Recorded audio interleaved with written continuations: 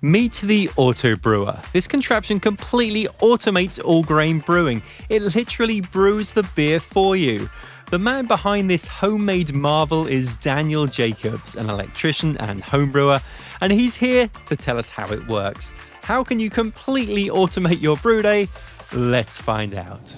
This episode is sponsored by Yakima Valley Hops. More on them in a bit. My name's Dan Jacobs. I've been homebrewing for approximately 10 years. What was the motivation for building this contraption? The motivation to build this thing was so that I could sleep in and spend 15 minutes setting up and then go out for 4 hours and then come home and spend 15 minutes cleaning up and be done. I've brewed an Irish Red on it. The one that was in the video was actually a pumpkin spice. The other one was a blonde. But it's worked out. It created drinkable beer is the point, right? These things were good? Yeah, they were good. I mean, they were just like if I had brewed them, tending at them all day and putting the hops in myself and all of that. I mean, there's no difference for, really the only difference is you don't squeeze the bag.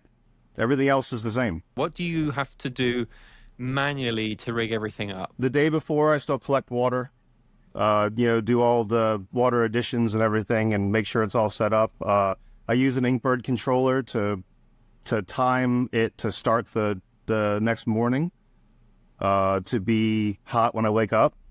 So it saves that time like so many other people do. I grind directly into my kettle, 10 or 12 minutes to grind into the kettle. And then it's basically just plugging a bunch of things in and putting hops in the little trays and pushing some buttons on my phone and walking away. So walk me through it then. Walk me through what happens once you have milled your grains, it's ready to go, you're ready to kind of start it off and disappear about your day for 4 hours.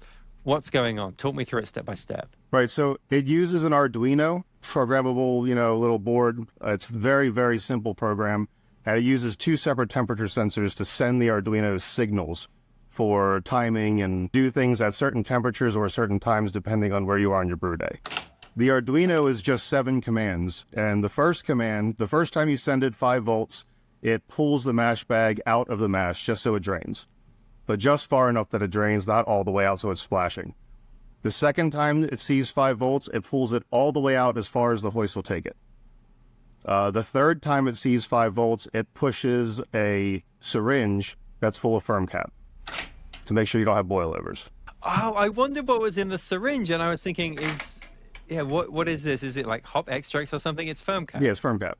Yeah, because you're not going to be there, so I don't want to mess. Right.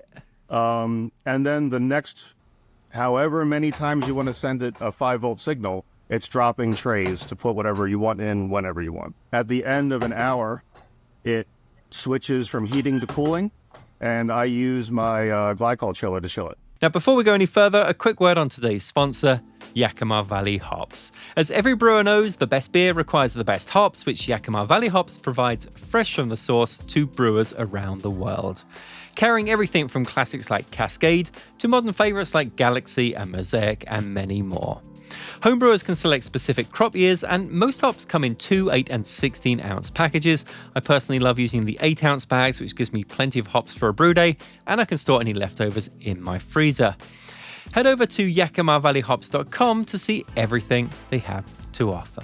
Dan, I have to ask you, what is your background? How on earth would you know how to put something like this together? I am an electrician. I just like tinkering, I think I sent you a video of an egg timer. That was the first attempt at this, just to automate just the boil. And the egg timer would move, the little wing on the egg timer would move wires out of the way of a scoop handle and let things drop in the boil over the course of an hour. It worked, but it didn't work. And I just started looking for a different way to do it. And then it just kind of snowballed from there. And I was like, oh, wait, how can I do this? Oh, wait, how can I do that? How do you make sure that you get to a certain temperature for the boil, but then not boil so strong that, yeah. So what happens is I have 2 separate temperature sensors. The second sensor is watching the first sensor. So the first sensor is the one that's actually in the kettle. The second sensor is watching the first sensor. So when the first sensor gets to 206, the second sensor sends the signal. The temperature sensor sends a signal after 1 hour, and that pulls the mash bag out. Then it sends a signal at 190 degrees, and that pulls it all the way out. Then it sends a signal at 192 degrees. That pushes firm cap. Then to send a signal at 206 degrees, and that starts dropping additions. And then it's timed after that. So tell me about the dropping additions things. This is typically just hot pellets you're putting into these little scoops that are dropping in? Hot pellets or Irish moss or whatever you want to put in them. I mean, whatever you're putting into your boil. One of my beers in a 5-minute addition, it's orange peels and cinnamon. So that was in the last one time. It's whatever you want to add. Okay, and then the cooling pump. What is that? It's what is it using for cooling? It's a homemade glycol chiller.